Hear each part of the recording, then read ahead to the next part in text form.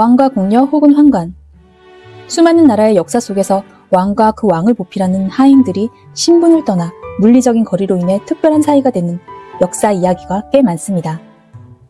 노년에 접어든 영국 여왕 빅토리아와 젊은 인도계 하인 압둘 카림의 관계는 신분과 성별, 그리고 인종을 넘은 우정이라고 말하기에는 부족한 특별한 관계였습니다. 독일 하노버 공국의 후손 빅토리아 여왕은 1837년 18세의 나이로 여왕의 즉위, 재위 64년 동안 영국과 아시아, 아메리카, 아프리카에 걸쳐 확장된 식민지를 하나로 통합하고 위세를 떨쳤던 인물입니다. 바로 해가 지지 않는 나라를 만든 여왕이죠. 수많은 나라를 식민지로 만들어 착취한 피도 눈물도 없는 냉혈한으로 평가받던 빅토리아 여왕은 누구보다 소중한 친구가 있었습니다. 바로 식민지 인도에서 건너온 40세 연하의 젊은 하인 압둘 카림입니다. 1887년 여왕이 68세, 압둘이 24세이던 때 처음 만난 후 여왕이 죽음을 맞이하는 14년 동안 늘 함께하는 관계를 유지합니다. 노년의 여왕과 젊은 하인의 관계에 대해 역사가들은 뭐라 규정짓기 어려워합니다. 왕실 구성원들은 여왕이 서거한 후 두 사람의 관계를 밝힐 만한 문서를 모두 태워버렸으니까요.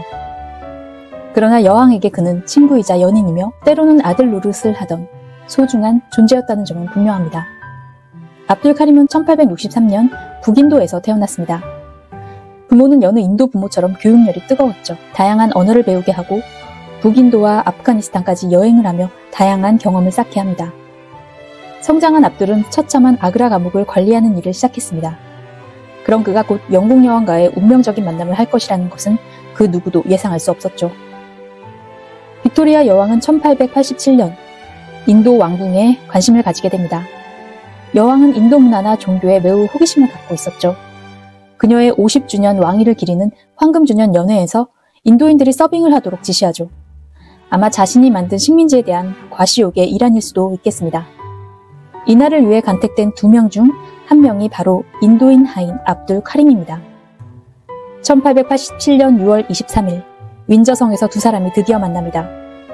압둘 카림의 성실하고 침착한 태도에 흡족한 마음이 든 여왕은 카림과 대화하기 위해 힌두어를 배워보기로 결심까지 합니다. 인도에서 중요한 손님이 오면 그들의 언어로 인사를 하는 호의를 베풀고 싶었던 겁니다. 압둘 카림은 영어를 배우는 동시에 여왕에게 힌두어를 가르치기 시작합니다.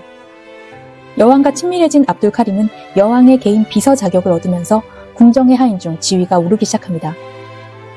여왕의 고문이자 역사학자였던 수실라 아난드는 두 사람의 관계를 이렇게 기술합니다. 여왕은 카림을 다른 인도 하인들의 상사로 지명했다. 그녀는 일기에 카림을 친절하고 이해심이 많은 사람이라고 지속적인 칭찬의 글을 썼다. 심지어 카림을 두고 나에게 진정한 위로가 되는 사람이라고 적었다. 단 하루도 비서 없이는 지낼 수 없는 그런 소중한 존재가 됐다. 그렇지만 여왕과 인도인 하인의 관계가 가까워질수록 왕실 구성원들은 걱정을 자아내기 시작합니다. 여왕이 순수한 마음으로 40세 이상 차이 나는 인도인 하인을 곁에 두었더라도 카림의 신부는 식민지 출신 하인이었습니다. 노년의 여왕과 젊은 하인, 추문은 예상되었던 것이었습니다. 나라 안팎에서 여왕이 노년의 치매로 40세나 어린 하인에게 반해 정신을 못 차리고 있다는 소문이 나기 시작합니다. 여왕은 이런 소문에도 개의치 않고 모든 공식 여행과 휴가에 카림을 동행시킵니다. 게다가 왕실의 선물도 하사하게 됩니다. 그녀는 압둘에게 자신의 고향인 인도에 큰 땅을 줍니다. 빅토리아와 압둘, 여왕의 가장 가까운 남자 이야기 저자인 샤라버니 바수는 두 사람이 오랜 시간 동안 확실히 단 한 번의 밤은 함께 보냈을 것이라며 그 일은 스코틀랜드 휴가 중 일어났을 것이라고 말합니다. 그러나 두 사람은 서로 깊은 사이이긴 하지만 보통의 남녀 간의 사랑은 아닐 거라고 말합니다. 실제로 어머니와 아들 같은 관계와 유사하지만 좀 더 로맨틱한 플라토닉 사랑에 가까웠을 것이라고 추측합니다. 빅토리아 여왕은 죽기 직전까지 압둘에게 의지합니다. 그녀의 장례식에 그를 주요 애도자로 내세우죠. 이는 영국 군주의 장례식에서 매우 중요한 위치입니다.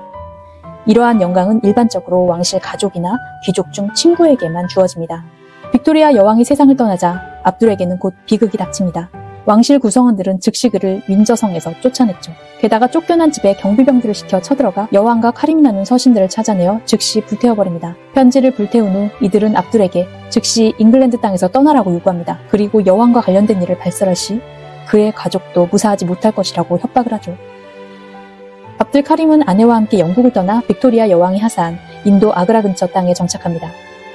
그러나 여왕이라는 큰 산을 잃은 상실감 때문이었을까요?